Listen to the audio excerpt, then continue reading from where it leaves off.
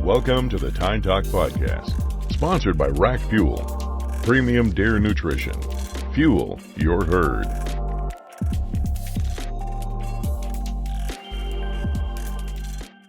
Dang, it feels a little quiet in this room today. It is a little quiet. Quiet and empty. Oh, Tine Talk episode 8. Just got me and Dustin Nelson here today, ready to shoot the shit a little bit. We're going to have a guy named Hunter Embray on the podcast. Dustin knows more about Hunter than I do, so Dustin, how do you know Hunter? Yeah, Hunter was an old roommate of mine. We actually met when I went down to Iowa at Grandview University to play baseball.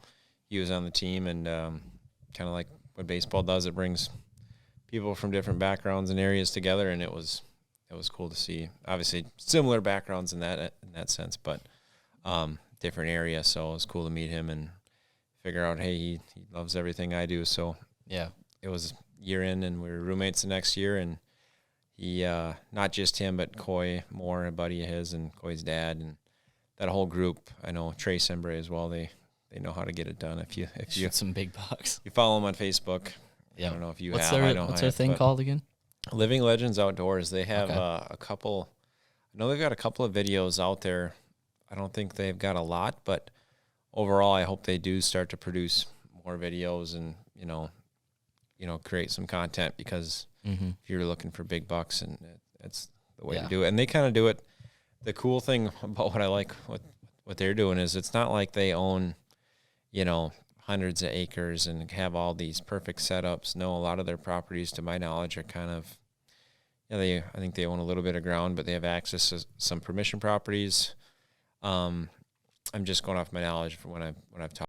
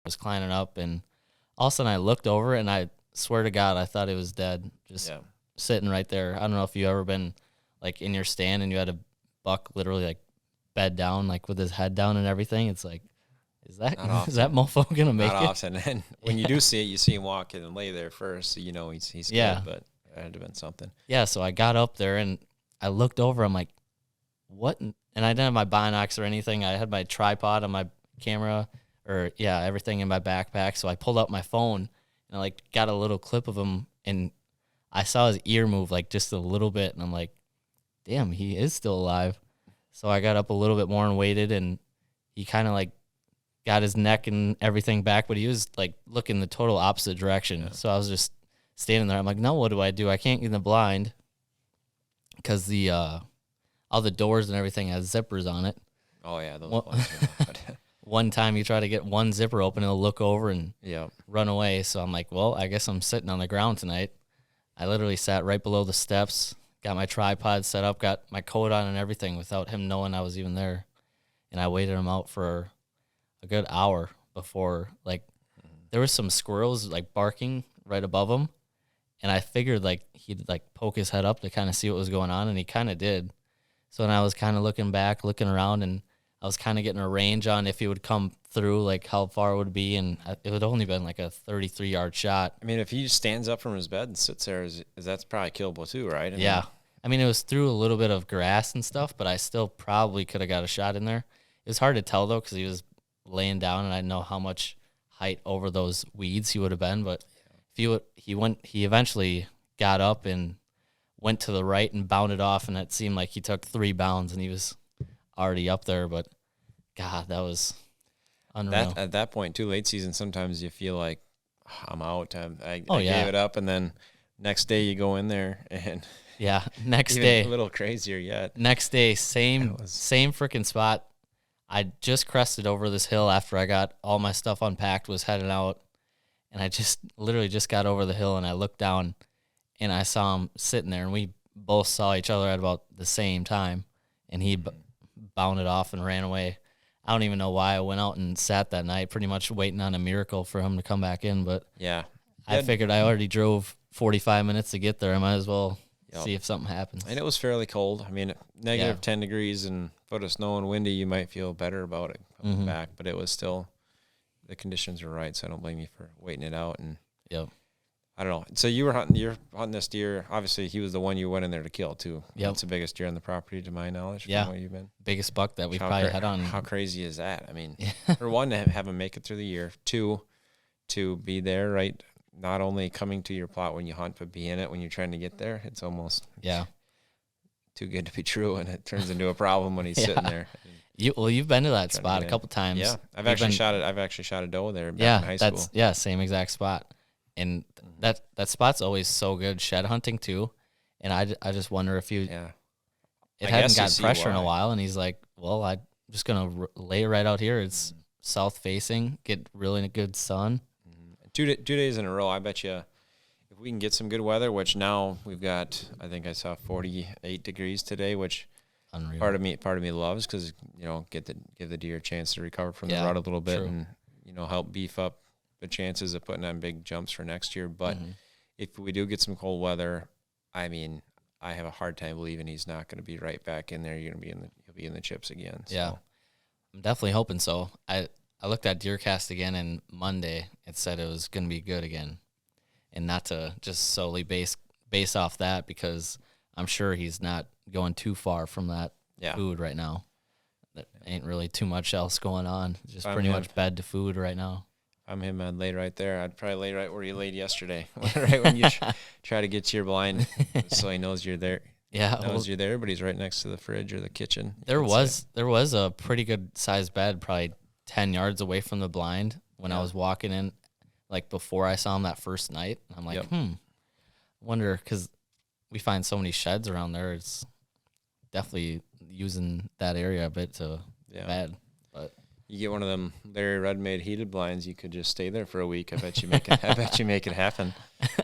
Well, it's funny. I sent that video to Joel and Ted. Yeah. And they both laughed at it. They're like, unreal. That is unreal.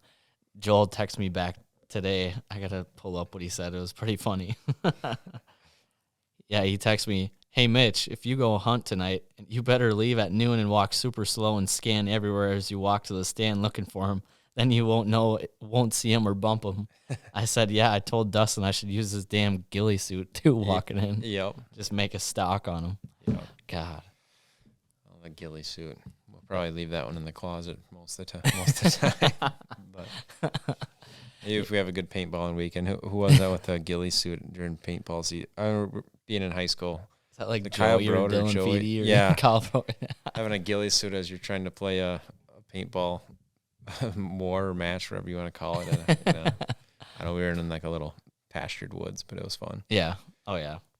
Well, should we try giving Hunter a call? I know Yeah. I mentioned a little earlier, and kind of what those guys are about, what they're doing. And I think they're doing a lot with a little bit less than what we're normally used to seeing on the Outdoor Channel or anywhere you're looking. So, oh, yeah. That's my favorite kind of thing about it. So, Living Legends Outdoors, and they have their own podcast too. And I'm going to talk about him. I'll bring that up when he's on here. But yep. good to give him a ring. All right, let's give him a call. Your phone is more charged. Hopefully, he doesn't think you're a 80%. Let's go. Doesn't think you're a scammer. I charged it up on the way here just in case. Telemarketer. Hopefully, he'll be like, "Wait, who is this?" Probably should have had him loaded up on the. What's going on? Before. Hey, Hunter, how you been, man? Not too bad. How are you? Good. I already kind of introduced you a little bit. Obviously, you could touch on it as we go here, but kind of brought up your Living Legends page, how we met through baseball, through college, spent a year living together, and kind of what you guys do. I mentioned you guys kind of doing a lot with less as far as killing some great deer and not having, everybody looks at Josh, the Bomars, the Drurys of the world with all this acreage and, resources to try to get some giants on the ground. You don't necessarily have that as a group, to that extent at least, and you're still able to do it. So that's kind of what I think is kind of the most impressive and the coolest thing about it. So yeah, just kind of touch in. I know you killed a freaking absolute giant recently. I know if you want to touch on that a little bit. I know you did get that on camera, correct? Yeah, that whole hunt was on camera. It was that's going to be pretty awesome. Exciting hunt. Pretty cool details too on how it all went down, and that's going to be on your YouTube page too, correct? Real soon. Yeah, we'll have that up. I believe so. We did some filming for it probably last week, and Coy Moore, my partner, and my brother. They're going to be editing the video, getting it out here probably. I'd have to say next week sometime, probably early next week. That's going to be exciting. Awesome. I'm excited to watch it. So obviously you hunt with Coy and your brother often, and I don't know exactly how it breaks down with you guys all, but when you had that deer show up on camera, were you guys were you flipping a coin? Were you doing arm wrestling to see who actually gets to go in there and kill him? Because I think did you guys all have tags at the time, or no? It was late. So. No. Coy tagged out on that giant 175, I believe, 4.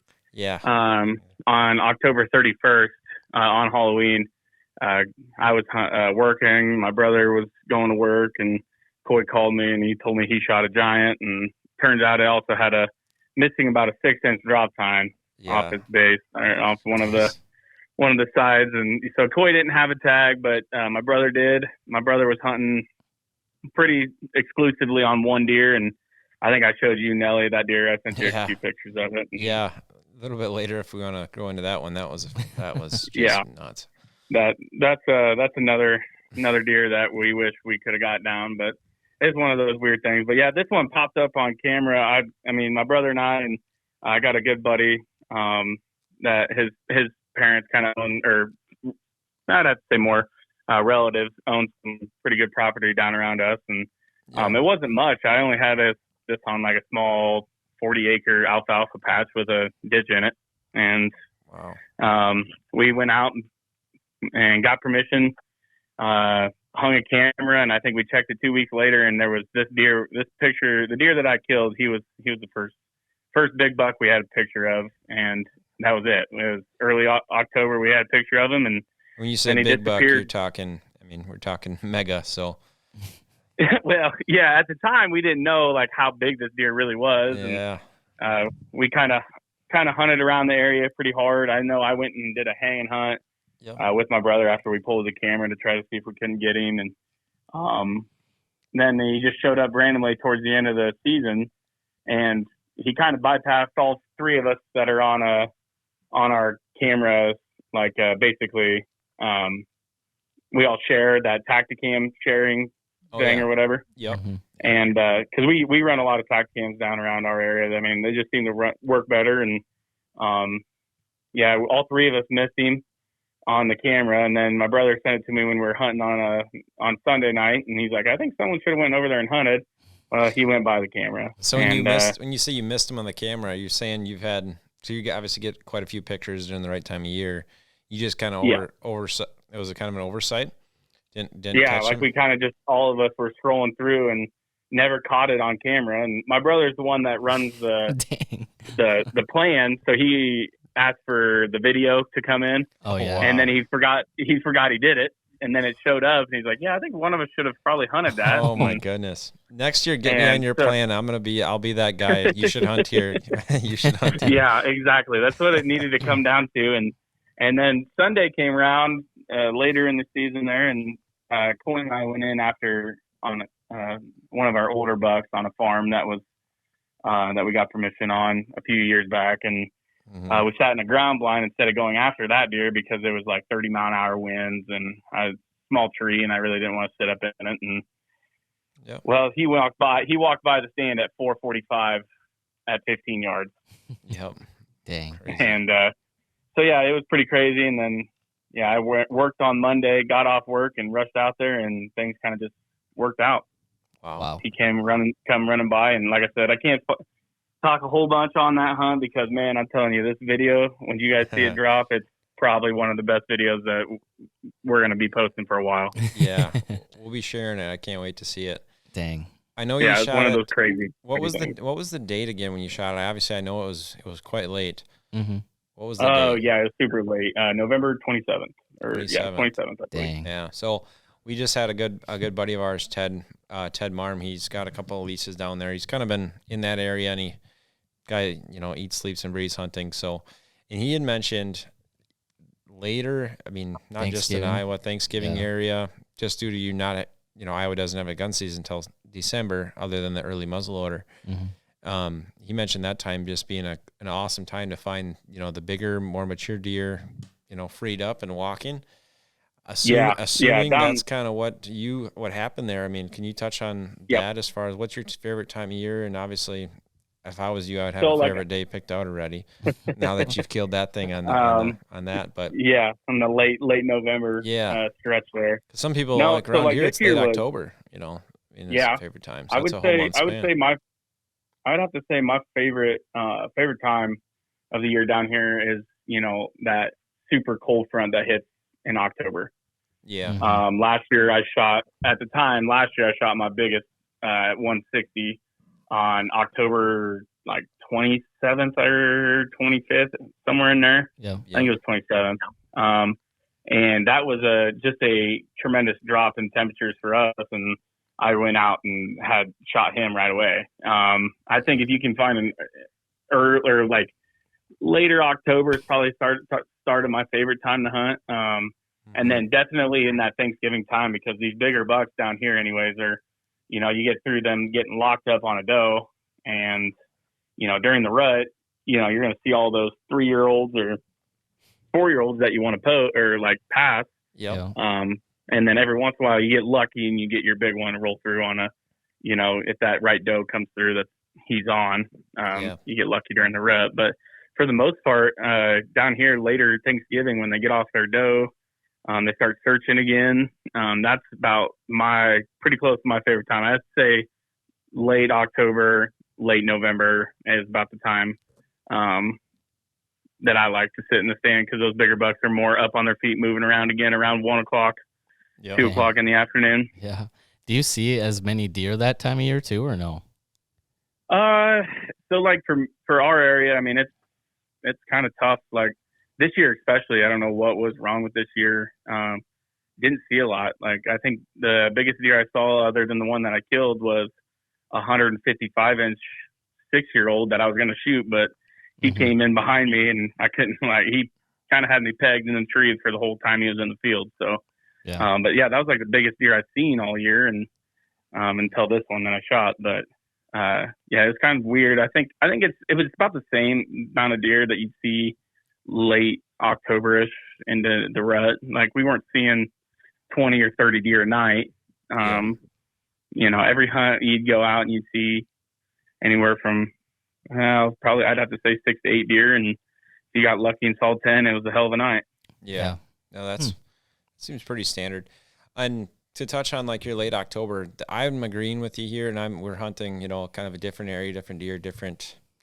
You could argue different habitat, although it's still the Midwest. But late October is my favorite too, because it's if you are targeting one deer, which a lot of times we are, trying to get that, you know, the biggest, oldest, you know, biggest buck in the area, you can actually somewhat figure out what they're doing at that point, pattern them, and still get an idea where they're at.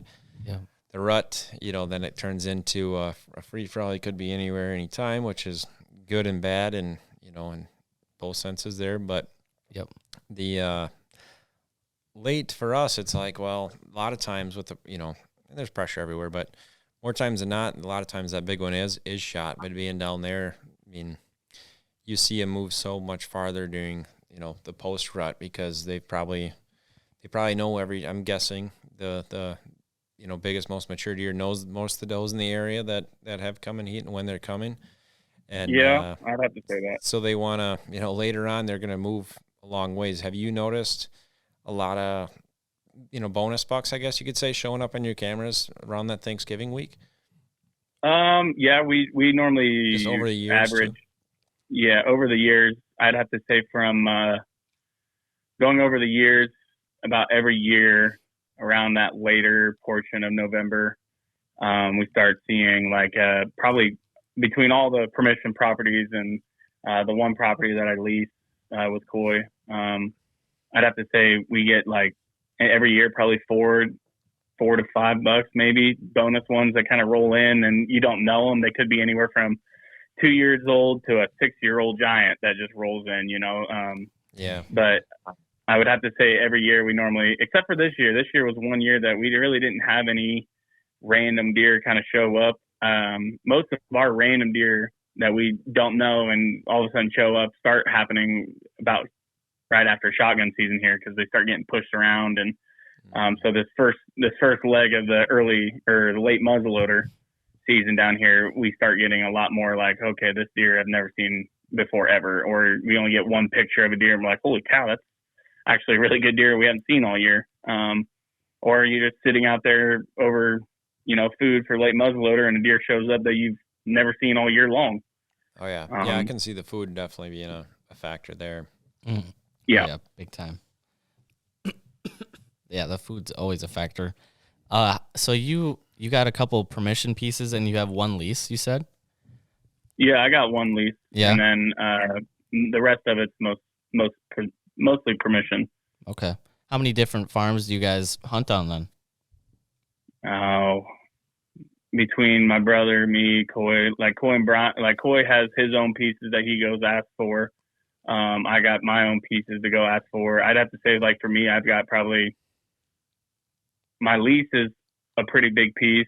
I'd have to say probably like just 4 or 5 other pieces, like not very many. Yeah, that's awesome to kind of bounce around and kind of have different targets at different pieces, because I'm sure they all don't lay out the same. You can hunt different winds and stuff like that too. Oh yeah, we run so many different cameras and stands.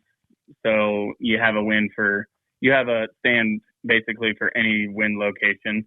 Mm-hmm. We'll even flip in and throw a east wind stand up, just because it's like, well, every once in a while when you get the picture of that buck, but you need an east wind, you know, you hit an east wind and you're like, crap, I can't go hunting. But then you're like, oh, well, I actually put that stand up. I forgot. Yeah, that's very nice to have. You must be, I mean, it's hard finding places anywhere, so having that many permission properties is awesome. You must be a little bit smoother talking to these landowners than you were to all the girls in college then, or how's that? How's that? Yeah. What's your most I mean, you know a lot of these guys through family, or because that's kind of how most of it's just knowing people. And like your family's from the area, you know. Yeah. I'm sure a lot of them knew your dad. Know you. Your dad, he was a big hunter back in, you know, in his time, I know, and he maybe got you some connections too. Yep, there's all that too. I'd say the biggest thing is like if anybody does get a permission piece, is to treat it like it's your own piece. Like basically, you don't want to screw anything up. Like, oh yeah, you know, it's all of huge respect to the ground and huge respect to the people that own it. Yep.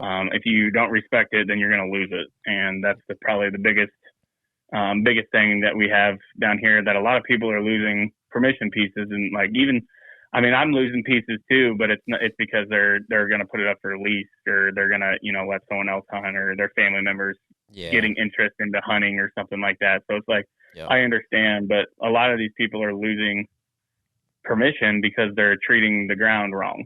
Yep. That frustrates you. And I think you made a really good point there. I've got one around here too, which is, extremely lucky to have, because I'd argue it's hard to find places anywhere, but it's especially hard up here. And being able to have that spot is awesome. And like you said, you don't want to screw it up. You want to help out. Even if you're not asked, you want to do what you can. And I think that's good advice to anybody who is or does have that permission property to sometimes even go going the extra mile, or anything you can do. Yeah, even going out, and if you see the farmer out doing something, just go over there and ask him what you can do to get it, help him get it out. Yep. Build that little relationship, I think, is huge. Yep. Yeah, that's definitely awesome. I had a random question. So kind of around here in velvet season, we kind of see the bucks do quite a bit of a shift. I mean, it depends on the property. Some properties have a lot of deer that do a shift, and some of them move like miles at a time. Do you see quite a bit of that in Iowa where you're at as well? Yeah, on most of our properties, we'll have deer that summer on us, and you'll get a picture of them every day, all day long, and then all of a sudden it'll be like October 6th or 7th. You won't ever see the deer again until late November, late like January 8th, he'll randomly show back up, just, we have a bunch of like these deer. I mean, we have a bunch of, I know, and this off of a bunch of other people as well, as talking to them, is they have deer that summer on them, but then when it comes to season, they go somewhere else. They move for wherever they go to, and then they show back up after season or towards that late season where they're checking more does, just those fawns that are coming in and stuff like that. Yep. Yeah, it seems a lot of times around here too, kind of like you said, if we have them in like velvet, maybe we'll have them for a little bit longer, maybe into September a little bit. But then if they disappear, it seems like they'll show back up kind of, if you have that food, they'll show back up in like maybe that first good cold front in December, or kind of like more like January, like you were talking about. Late rut. Yeah. I mean, around here, it's if you have the food in late muzzleloader, you're golden. If you have the food for them that they really want in that early portion of October, it's money. But when it comes to straight up, you're trying to, kill the big one or something like that. If you have some big timber pieces and, good bedding areas and the food's around you, I like those way more than having a property with food. Yeah. You're trying to get them coming to and from kind of thing. Yep. And I know this, Dustin, is the property that I've basically been hunting my entire life. We can't put food on. We can't do anything on it for like agricultural or anything. So we had to learn where the deer are mostly bedding and their travel portions from point A to point B, and just hunting that property alone right there helped us. So like getting a new property or new piece, you got to go in and figure that out right away. Yep. Yeah. I bet you that piece taught you a lot about deer early on. Mitch doesn't know here, but the piece they've got is actually the old buffalo pen. So I don't know how many acres it is roughly, but there's roaming buffalo underneath your, at the time. I mean, you were telling me you had buffalo underneath your damn tree stand, correct? There's a couple of times there was. he got rid of them. See, the landowner got rid of them. Oh, okay, that's good. Now you don't need to walk to your stand with a frickin' 9mm strapped to your hip. No, the farmer got rid of those about I think 2-3 years ago. Okay. They were kind of destroying his property, and he didn't like it that much. So gotcha. So he got rid of them. But that's an interesting gig to get into. Buffalo. Yeah, it was pretty interesting hunting with him too. I'll tell you that. Oh, he hunted a little bit himself. No, hunting with the buffalo. I gotcha. Okay. Yeah, hunting with the buffalo. Yeah. It was very weird every morning trying to walk into a stand and you had to make sure that the field was clear of buffalo, and you just didn't want to get ran over by one of them. So. Oh my God. The best part for you is the deer could come and go and the buffalo stayed in there. It wasn't like if you didn't have a shooter in the area, nothing's going to come in. But yeah, that's such a unique thing. And a little bit off topic, but do you know do you know buffalo farms around here? No, there isn't many. I mean, what was does he make he must make a little bit of money off having them, or how did that go? Do you have any idea? I don't know hardly anything about it. I just know that he brought them in about 5 or 6 years ago, hoping to just bring some more wildlife and people to, see buffalo that you don't normally see in Iowa. And so he brought them in, and they kind of just overpopulated pretty quick. Okay. I think he started with like 50 head, and then 3 years later he had like 200 plus or something like that. Did he feed them like hay, like cattle, pretty much? Yeah, that's basically what he did, and then just let them roam. Yeah. Yep. If I didn't know anything about deer hunting, I'd probably, after watching what you guys are doing, I'd probably look for buffalo and I'd hunt deer in that area. There was I think that year, the years of the buffalo, I still think off the ground that we were leasing, which was next to the buffalo pen, was I think Brian Coy's dad still killed like 165-inch 5-year-old. I think Coy ended up killing a pretty good one that year as well. And then last year, I think it was last year, Coy shot. No, 2 years ago, Coy shot the Kicker 8 buck that we've got out on our YouTube story out of it. That's awesome. And then that same day that Coy killed the Kicker 8, I sat in the middle of Coy and Brian.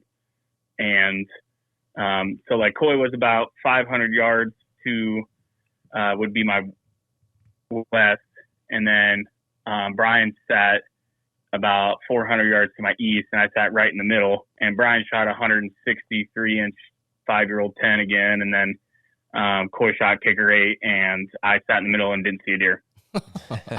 You got the short end of the stick that day. I got the short end of the stick. The only thing would have been better was if I shot one that morning too. It would have been crazy. That would be insane. So they killed those deer the same morning? Yeah, Brian shot his at like 8 o'clock or 9 o'clock in the morning. He snuck by me. I didn't even see him walk by me. He said he went out and around a little ways just so he wasn't going to screw up my hunt.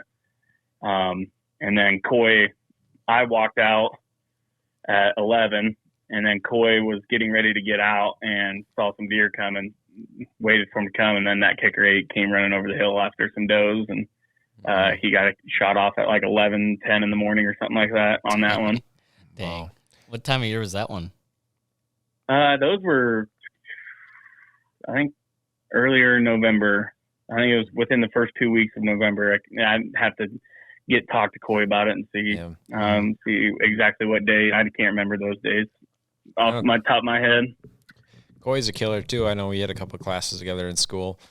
Talk Tine all the time. What's he doing these days besides killing big deer? He just works at 3M, the factory in Knoxville, as a he's like a basically quality lab, so he's into making sure everything's running good and they're making good product and stuff like that. So he works there, and seems like every day we, even in the summer and spring, we talk every day about trying to figure out how to kill the next biggest deer. Yeah. Isn't that fun to have, though? Isn't that fun? I was just going to say that. That's what makes hunting fucking awesome. We're hoping to to both draw Iowa tags next year, so I'd like to get down, when we do get down there, I'd like to get meet up with you guys and maybe spend a weekend. Be good. Yeah, absolutely. That'd be awesome. We there's a lot of good public, and that's another thing a lot of people kind of hate on is the public hunting down here. It gets kind of hit hard during shotgun season, I would say, but other than that, it's like you got to put in the work, and if you're going to put in the work on public land here, you got to go a few miles in, to get some good deer. But some of the biggest deer that I've seen, some of the biggest deer that I've seen in person, this was like 5 years ago, and now I think 4 to 5. My brother videotaped You remember Peanut? Oh yeah. Yeah. Peanut's first hunt. He first hunt of his life. He had a freaking 200 plus inch deer come at 25 yards and shot over his back. That was right in the timber too, wasn't it? Right in the timber. Yep. I remember that video. You know, that was public. And then that same year, my uncle shot the biggest public land deer during bow season. Yeah. According to the Deer Classic right there. So, you know, like getting back into that deer was upper 80s, right? Just shy of 90. 187 and change. Yeah, wow. I remember holding the rack. He's a hell of a buck. You found was it your brother found the shed the year before? No, one of our good buddies. Okay. Found the shed the year prior when he was in rabbit hunting. Yeah. I want to find one of those. I rabbit hunt myself. I'd like to find one of those things. A rabbit shed? Going rabbit. I think the shed came in. It's like a 75-inch horn. Wow. Rabbit hunting, I bet you. That's on the low end. 81. 81, yeah. Wow. The shed came in at 81. Jeez. Mm-hmm. You guys do a lot of shed hunting too? Not myself. I don't do that much. I'll do some of the properties that I have that I feel like I can get some on, but like the big property that I lease, you know, we walk it all over the place, and it's hard for us to find a lot of antlers just because we don't have any food on it. Mm-hmm.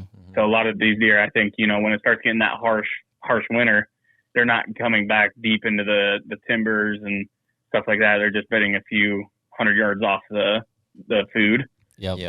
Our neighbors pick up probably close to 100 sheds a year. Oh yeah. They got all the food over there.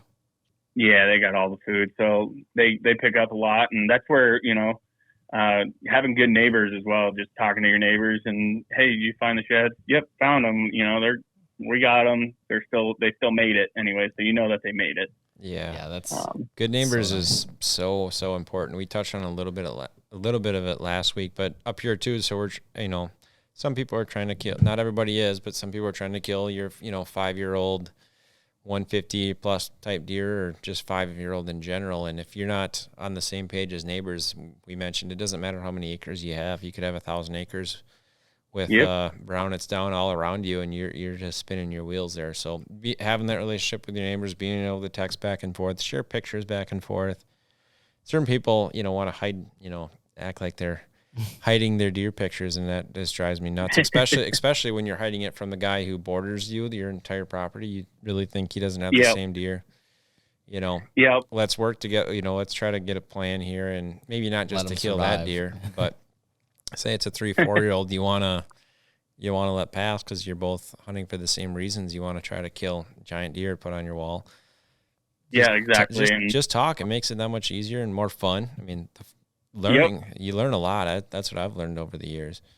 Mm-hmm. The more you talk to people, it's like, wow, they surprise you. Yeah, the neighbors thing is huge. You know, we've got really good neighbors around our leasing property, and we stay in contact. And you know, there's a deer this year that he's 4, and he was real spindly, and he was a beautiful 4-year-old. I'd have to say he was on the upper side of 50s. And he disappeared, and we talked to them, and they're like, we don't have him, and we think EHD might have got him. We just haven't had a picture of him at all, and you know, it kind of hit our area pretty hard down here.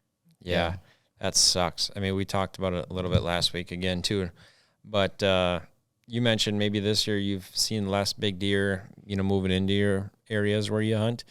Do you think EHD is kind of the underlying factor there? Or, you know, sometimes it's just luck, but where you at there? Yeah, honestly, like, you know, I'd have to say, like, it's weird. You know, Living Legends as a whole has had probably one of the best years that will probably be very hard to top. You know, Brian coming in with a 205, Coy's dad coming in with a 205, and then Coy shooting that 174 with the broken drop.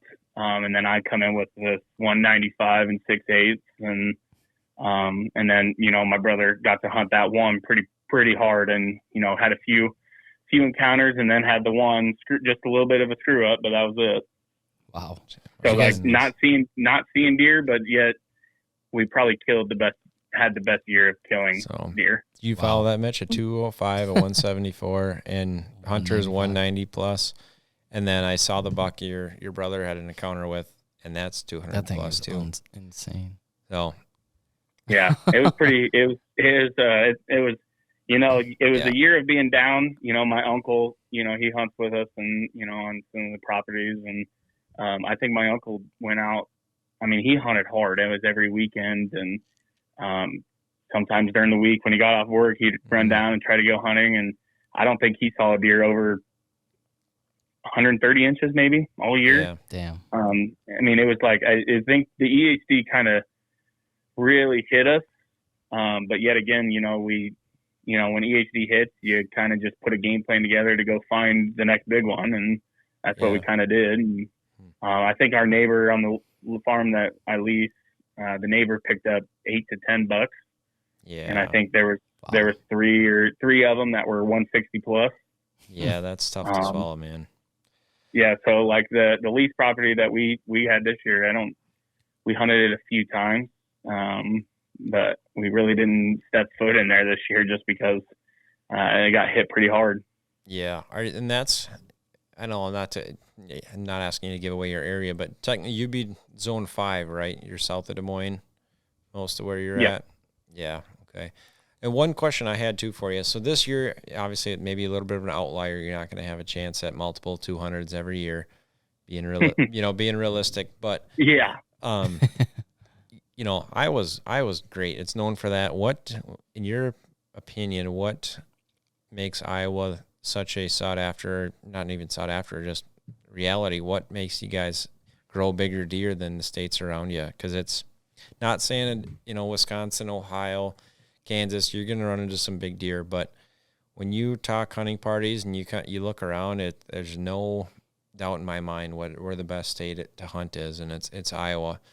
Can you touch on what makes it what it is? Is it laws? I think is it soil? I think for one, I'd say a lot of it is that we have definitely different, gun law than a lot of people around us. You guys, I think up there in Wisconsin, you guys have a rifle season in the middle of a rut. Yeah. It's kind of on the back. It's kind of on the back end. It's not, Minnesota is like early November, but ours definitely is in a pretty vulnerable time for them. And and Illinois is the same thing. Where they're a $3 state, I believe. Yeah, I think. Well, Iowa can be too, though, right? I mean, if you're a landowner. If you're a landowner, you could. You very well could. But I think a lot of guys in Iowa, like I've got this deer that I shot with a bow, and there's a lot of people that want to bow hunt. Very very particular in bow hunting, and when it comes to shotgun season, you get 5 for that gun 5 or gun 1 season. You get 5 days. Gun 2 season with a bunch of people pushing, you get 10. And then after that, you get into that late muzzleloader where a lot of people don't like to hunt because it's super, super cold. You get really bad winds. Some people don't have the food to hunt over. Yep. So, you get a lot of people that don't really hunt that much, I would say, in late muzzleloader as you do as like bow season and stuff like that here in Iowa. But I'd have to say like a lot of it would be the crops just growing. You got pretty good mineral down here. We grow even with no rain, like hardly any rain throughout the summer or anything like that. We still grow really good corn, really good beans. I have to say that's what grows a lot of big deer. And and lately, if you look at that, the stats, where the best places to go kill big whitetails, I'd have to say Ohio's been crushing it lately. Yeah, it has. I have seen some giants from there posted. Yeah. There's some. I think it seems like. I mean, we're in that Hunt Quest tournament deal. Yep. Coy and his dad are in that. I did it for 2 years, and I didn't do it this year. But now looking back, I wish I did. Oh crap! If you want to be my partner next year, that's what I was thinking last year too. When I shot my buck, I was like, "Damn, maybe I should have done that this year." Yeah. Now I'm looking at the fact that I should have done it. But you look at that Hunt Quest. I mean, Iowa has kind of been down in that Hunt Quest, except for like the first early years that they had. Yeah. I had this conversation with a good buddy of mine too. Is like, back in the day, in that 2000s to 2010, it seemed like we were the top dog in whitetails. Oh, God, You know, yeah. you had just giants walking around in Iowa. Like when someone said there was 150 to 160 around every tree, back in the day, it was like, holy cow, you're not wrong, Yeah. you know? Yeah. But nowadays it's so hard to find a 150 anymore. I don't know what that is. I don't know if it's just a kind of a pressure point, but Yeah. I'd say like a lot of it is here in Iowa. We got some, you got some big timbers, just like you do up there in Wisconsin. But I'd have to say just being able to grow the crop really well down here, and the minerals and I think that's what grows the bigger deer down here. Yeah. What do you think on your out of state law? I believe you're the only state in the Midwest that doesn't sell deer tags over the counter, other than Kansas. I love it. Kansas, but it's every other year draw, Something or like every that, year yeah. draw, kind of like our turkey thing. But that's got to help. Oh yeah. Yeah, that right there alone, I love that law, and I kind of wish that you they love don't me ever not go being away able to with come it. down there and hunt right next to you. Yeah. Yeah. That's what I would. do. That's what I'd do if I had a tag every year and didn't know where I was going. I'd Yeah, find you know, wherever if you're hunting, Iowa- I'd hunt right by it. Yeah, if Iowa went to an over-the-counter, it would just it'd be ridiculous on seeing how many people you would see just driving around on a gravel road. You And, should drive through yeah. Buffalo County one time. It'd probably be exactly just- like that. I mean, it's just ridiculous if that ever came about. I really do love that portion where it's a 5-year draw to get in, and most of the time it's a 5-year draw to get in. It is, yeah. Every once in a while you get lucky, huh? They say, yeah, where you're at, it is. It's awesome. I've been 5 or trying 6 to even now. been trying to get down there. Yeah. Cross my fingers I can join you for next year. So Yeah, me as well. Yeah, that'd be cool. That'd be cool. Yeah, this is like even down here for the guys that are down around here, even if you own property and stuff like that, like we are, you're always trying to find where these big deer are, and if it comes down to public hunting, then we're not afraid to jump in on some public hunting, and we've done it a little bit this year. My brother's jumped in on some public hunting, and just try to get it done. Put in a little bit more work than the next person, and then it works out in your favor. It seems like. Yeah. Just grinding it out. Yeah, not to give away all the secrets, because I might go that public approach next year. But so I was down in southern Iowa someplace. That's all I'll say. I was me and Damon, obviously Damon Nuss, you know him well. We were just doing a little bit of scouting some property, and we had a farmer kind of walk up to us as we were kind of parked on the side of the road, and I believe we had my car, so we had a Wisconsin plate. So he's probably wondering who the hell is this guy, And I kind of tried to make nice with him, say, "Hey, what's up? I'm just trying to get some cell service right here." And he's like, "Oh," and I told him what we were doing. He's like, "Oh, you're looking to deer hunt? You don't want a deer hunt here. There isn't any big ones. There's only 160s in here." I remember that quote. I'm like, people would laugh at that so hard. There's only 160s in here. It's unbelievable. And he didn't look like a hunter. I mean, the guy was in his 70s, but I'm sure he knew. I shouldn't say he didn't look like a hunter. He didn't look like a guy who'd been walking that public, in recent years. But he's probably watched that, that land turn into what it is. And I wish I would have got to talk to him or know him better. Maybe if I didn't have my Wisconsin's plate, you'd have gave me more of a chance. But no crap. I thought it was hilarious. He's like, "No, there's only 160s in here." Dang. Well, speaking of yeah, like 160 and stuff. So you got multiple different farms and properties that you can hunt. What would you say? You get a booner on camera every year, or what do you think the biggest buck that you have year by year is normally? Normally I'd say around 160. Yeah, 160. You guys got to get better than that, don't you? I mean, how often does Coy or his dad kill a big one though? I feel like you guys are after one every year. Well, we're always. I mean, we always find at least one, but I mean, like when you're talking booners, you're talking in that 170 range. We don't have very many of those, walking around anymore. Yeah. That's the goal, is to find those 170s that are, walking around. I'd have to say every year we get probably close to a 160, just above 160 deer, and then we decide on age if he's not really growing or if he's not really getting any bigger. Yep. We kind of just decide on it. We just decide then, like if he's, if we know he's like the buck that I shot last year, We called him the Type 10. We had pictures of him for 3 years. We knew he was a 5-year-old, or 4.5 to a 5-year-old, we thought, years prior. And then the year I shot him, we believed he was a 6-year-old deer. And going off the maps and everything that he had, that he put on, we believed that he was 6 and 6.5. And like I said, he carried over 5 3/4 mass, I believe, from his bases all the way through his main beams. That's awesome. And that was the biggest deer we had on camera. Yeah. You know, and that was the biggest deer we ended up with on camera, you know, last year. So like, I'd say like every year we're kind of trying to just find the booner.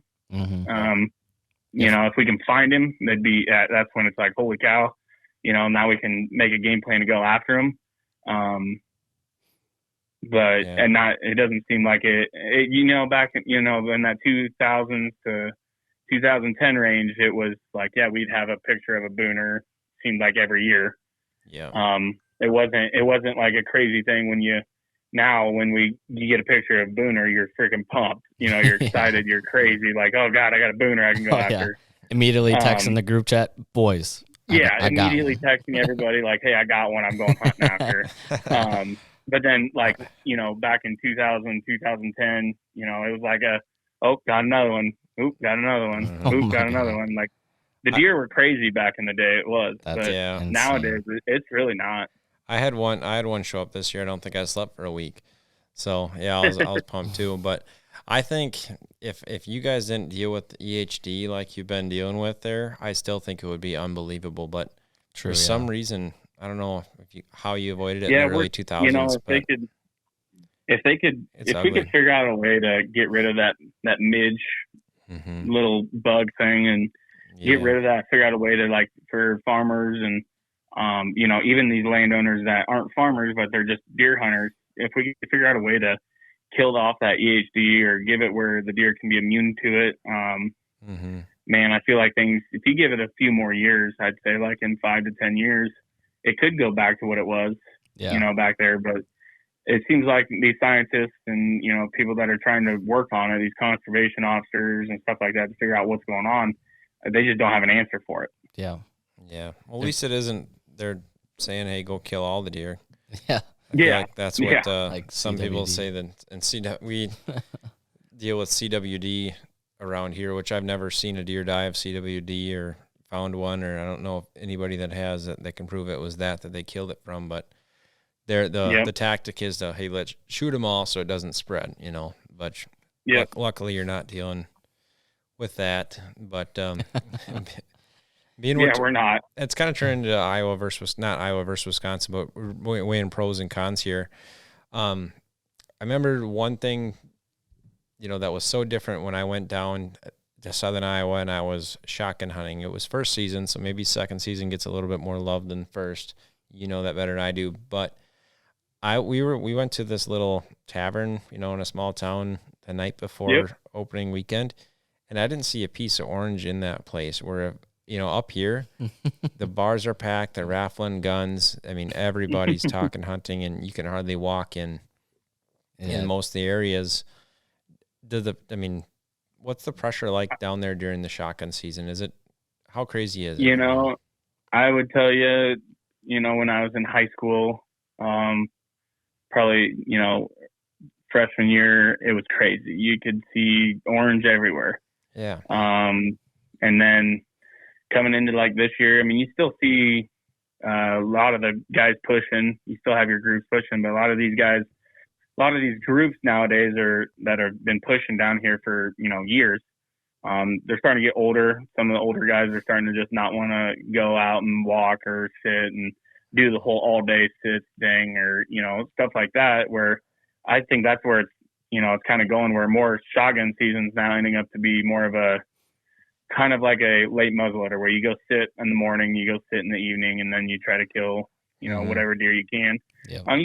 We still have those groups that, you know, I think I ran into a group of guys that were from the northern part of Des Moines, I think, or something like that. They came down and they had a group of guys that they pushed around on some private property. Like, that's what it is coming to now, is a lot of people are trying to find or pushing their own property or pushing private property that they've had permission for years.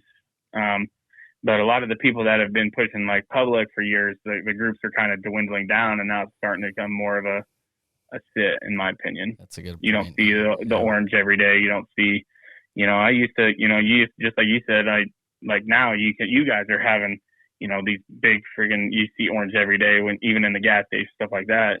Yeah. For us, you really don't see it that much down here. I think it's a lot of people kind of just realizing that they want to put or sit and not really push. And, you still have your groups that go do it, but for the most part, and like, I'm not disclaiming pushing or doing anything like that. I did it with my family. But this is the first year that we really aren't doing that because we're down to a few people. We're not even, we don't have that many people anymore. So it's like, well, we can't go push the public sections that we have because we don't have enough people to even contain any sort of deer at all that wanted to run out. Make a couple 3-man drives. And so like, that's why we're kind of just sitting this year, for second season shotgun. And, and we even sitting, we've had a kind of a rough time at it, just sitting. Just weird year, not really seeing that many deer, not seeing where the deer should be going, and they're not doing that, and it's kind of weird all together. But yeah, we don't have that really much anymore, where people are pushing all day long every day, and I like it. It kind of feel like it helps the deer herd out a lot, where it's not a full on pressure. Your big ones aren't running off and stuff like that. So I think it's really helps. But not to say that someone can't put the group together and then they come down and ask to do that. But I think a lot of that anymore is landowners are afraid to give permission to these shotgun group guys just because they're afraid that they're going to drive on their property or they're going to mistreat the ground wrong. It only takes you could have 10 guys and it only takes one asshole to get you kicked off. Yeah. I remember being down there when it was opening day of the first shotgun. We all got first shotgun season tags. Me, Damon, I believe Jimmy was with us. And I remember checking my phone, trying to get the little bit of service that I did have just to confirm it was the right weekend. Man, I'm not kidding you. Up here, it's bang, bang every couple of, if it's not minutes, it's seconds sometimes, early on in the mornings. You're hearing shots. I heard like one gunshot and it was pushing 9-10 o'clock. I'm like, what in the world is going on? I've never been in an area like that. But then in the back of my head, I'm like, no wonder you guys have freaking giant deer, Well, there's that, and there's the fact that like a lot of these public pieces that are so big, you can't really push them. Yeah, you can try, these pick your spot. Yeah, you can try all you want, but you're just basically walking the walk. Yeah. Some of these timbers that they're pushing are these big public pieces that people are trying to push. It's literally 500 acres of big, thick up and down strip pit or, big valleys and stuff like that these people are trying to push, and it's just not working out. Yeah. Didn't you? And I don't know about you, but I don't like pushing that far anyways. Yeah. Didn't you and Damon do like a 2-man drive or like a 3-man drive and he shot one? Yeah, we tried that during that same shotgun season. We kind of realized that originally our plan going in is, hey, let's go hang in these spots, where the normal, the public, the local people are going to be pushing deer around and hopefully a good one will run by us is our original plan. And quickly in the morning, as the morning progressed, we're like, there's nobody here, which is great and not great all at the same time. And then we kind of made up our mind. It's December. We weren't hunting over food. If we're going to kill something, we got to move a few deer around. So we tried we had 4 people in the group in total. And then we were unsuccessful with a few drives, although we did see a few that didn't run exactly where we needed them to. And then as we were heading back to Des Moines, we found one more little spot. And it was just so happened to be Damon's turn to sit, and we chased it was like a 157-inch 10-pointer. It was fairly spindly, but the deer had an impressive frame. And pushing a 160 out during first season shotgun with a couple of guys on public land, it was exciting. That's awesome. Yeah, you kidding me? Yeah, that's pretty. That's hard to do. We've even thrown around the idea of, because you can get shotgun tags easier than the bow tag. Mm-hmm. Yep. We've thrown around the idea of just doing that again, and even if because correct me if I'm wrong, but you can even have 2 buck tags and the other people can go buy doe tags and you can still party hunt.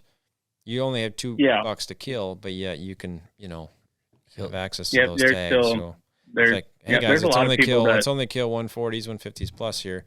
Let's go kill them and have fun. Unless it's the last day and you're in public, I'm not gonna blame anybody for shooting 130 or whatever you want. To be honest with you, but no, there's a lot of groups.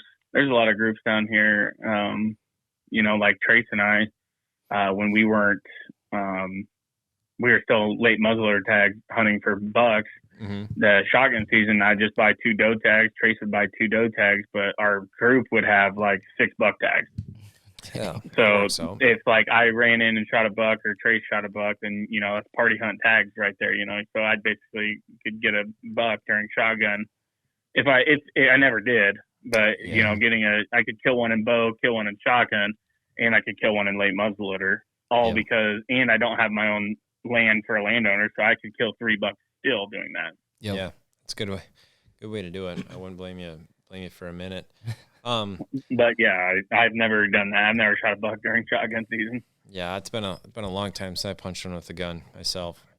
So since you got buck of a lifetime, but for you maybe not. Well, you'll get after some more big ones like that. I'm confident in that. But what's your plans the rest of the season? We're approaching Christmas here. Do you still have a gun tag in your pocket? Are you got any deer you're still hoping to see? What kind of you want to touch on that a little bit? Yeah, I've got probably one other deer that I'm very interested in. He might hit Boone, but I doubt it. But he's still older. He's big. Gonna try after him. I've only had a few pictures of him later November. About the same time I shot this one. He kind of disappeared. I have no idea where he went. So kind of go around the area, try to see if anyone's late muzzleloader hunting some properties, and if they're not, then see if I can't get on. And then if they do have somebody, just keep searching the areas. Go find some. I know my brother and I talked tonight, and we're trying to put a game plan together to find that a big deer to get after. And a lot of it is all surrounded by food, and being this late in the game, most people have a lot of land locked up already, so it's going to be hard, but we're going to try to put boots on the ground and try to get one more good one down. I know Coy and Brian dropped from first in Hunt Quest down to second because one of our good buddies shot I think he grossed in at like 189 or something like that buck during second season shotgun. Do you know what the second place prize is? I believe it's a fully outfitted Matthews or something like that. Okay. Yeah. I'm not sure. I know Coy last year or 2 years ago. Coy just won so Coy's been in it for I think the last 4 years now, the Hunt Quest. And the first year I was with Coy. We didn't go, but my brother and Brian went and placed 5th, I think, in it, or 7th or somewhere in there, the lower portion of the top 10. That was the year my brother shot that 181 9-pointer. That we still, I mean, the video's up on YouTube about how we recovered it and the whole story on it. That's up on YouTube as well. But that year was the year that I think Trace and Brian got somewhere in the 8 to 7 to 10 range, somewhere in there. And then the next year, Coy got asked a different guy to go. He went and they got like 5th or 6th, which was like just a Matthews bow, bare bow, and some binoculars. And then this year, Coy's really hoping not to land in second place to get an outfitted Matthews bow again. But he be honest he was with you, hoping all I need to do is kill those 2 type of deer, and I'd be, that's your season. That's your season right there. But yeah, obviously the cherry on top, winning a contest is fun. Yeah, winning a contest would be pretty cool. But yeah, I think Coy's going to be trying to find a good buck too to get a few more inches. I don't know what he's got. I haven't really talked to him about any of the deer that he's got up lined up, because normally, like for me, I've got one more that I'd like to go after and try to find. But like I said, he's been gone off the cameras for over 2 weeks now.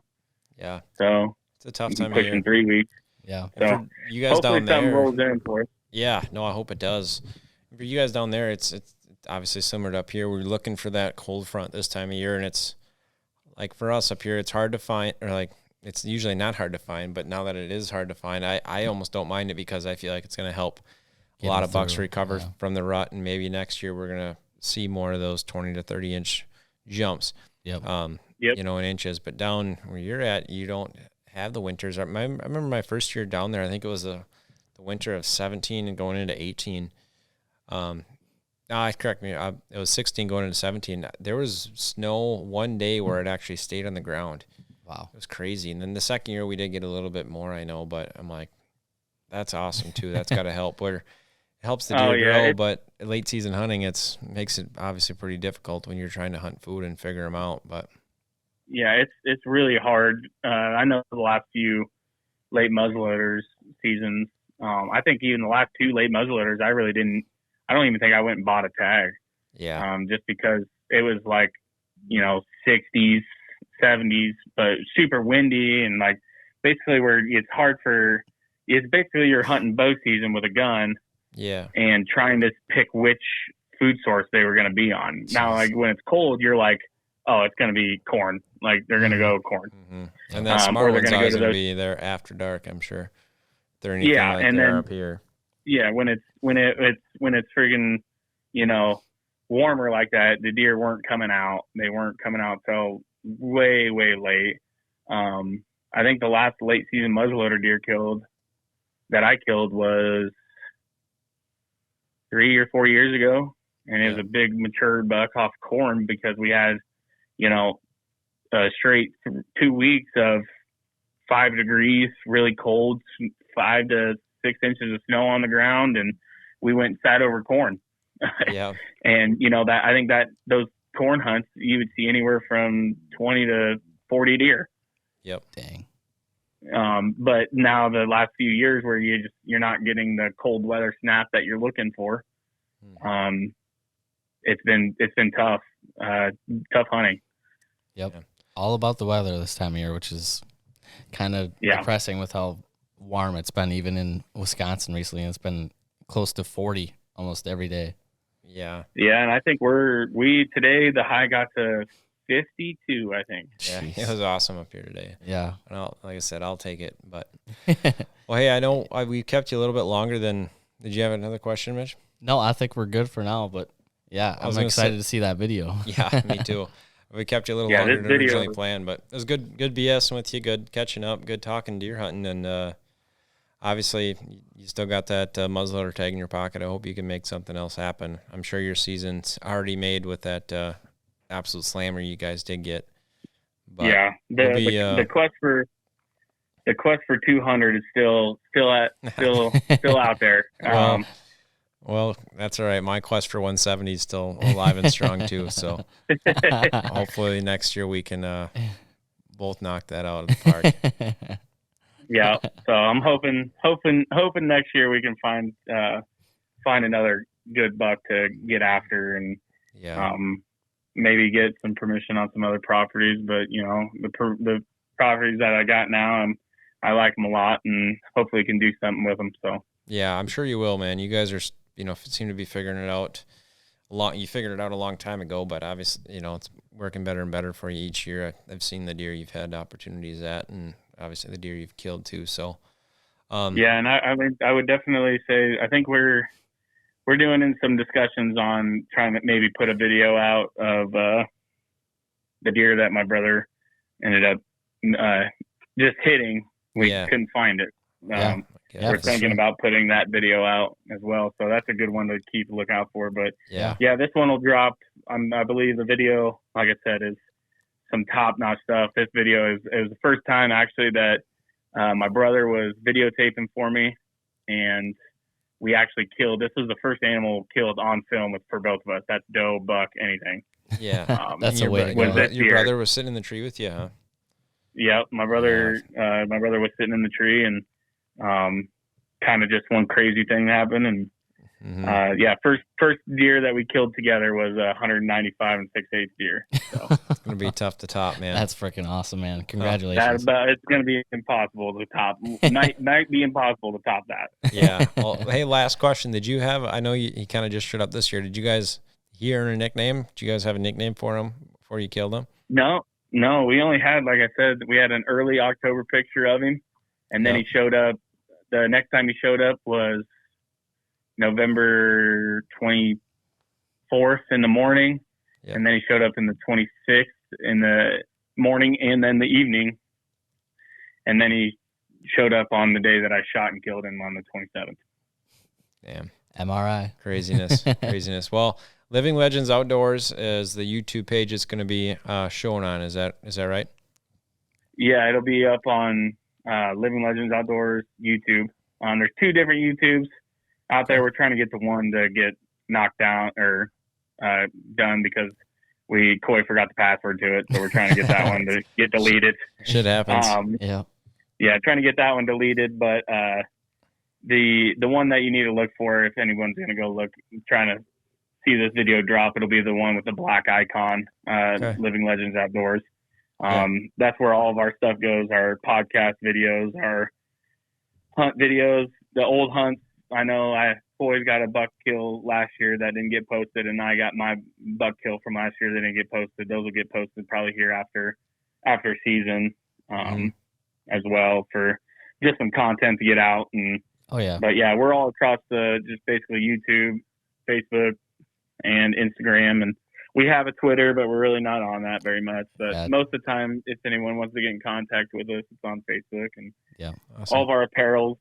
There's a link on our Facebook page, and I think Instagram and stuff too as well, and YouTube. So sweet, excited to check that out. Yeah, I can't wait, man. Appreciate it again for joining us, and we'll like I said, can't wait to see that footage. I'll be sharing the hell out of that, and hopefully, I'm sure it's gonna blow up and go nuts for you. So I hope it does go nuts. I think it's like I said, I'll give you a little sneak peek of it. We watched this deer from probably 400 yards away. Oh boy! And you didn't drop your bow out of the tree, man. Holy congratulations! So it's really cool. It'll be some really good video. Yeah, so. Yeah. We'll get in the lab and get that thing edited. I want to watch it tomorrow. yeah, that's exactly if what. If you need help, I know a guy next to me. He does a pretty good job at that. I believe he does it for his work. So maybe we can team up one time. Yeah, we might have to. Yeah. Well, thanks again, Hunter. Take care. Wish you the best of luck the rest of the season. Yeah, good luck, Hunter. Yeah, you guys too. Thanks for having me. Thanks. You bet, man. Well, cool. I like that. It was really fun seeing, the different aspects and a lot of the same that they're dealing with, and from Iowa to Wisconsin, and pros and cons to both. Yep. I feel like we've been talking about Iowa versus Wisconsin a lot, which is, I don't know. It seems like we should probably just move there by now. But we'll find something else to talk about in the next podcast. I promise you guys. But thanks for listening. Fun. Yeah, it was fun. Yeah, like I said, I want to start, and maybe we'll get some more DMs as this goes on. But I'd like to start trying to share at least one big giant buck story, almost per podcast. Yeah. Whether local would be awesome, but really anywhere in the Midwest, if somebody wants to share their story, reach out. Yeah, I think it'd be a lot of fun learning. Yeah, you can message us on Facebook or Instagram or whatever you want, and if you want to come on the pod, we'd be more than willing for you to come on and share your story of your big buck from this year. It'd be awesome to hear. Everybody likes hearing different tactics and just how to kill a big buck. So we're out there. That's our main goal every year. Who doesn't love a big buck story? Yeah, exactly. So thanks for tuning in again. We'll see you next time.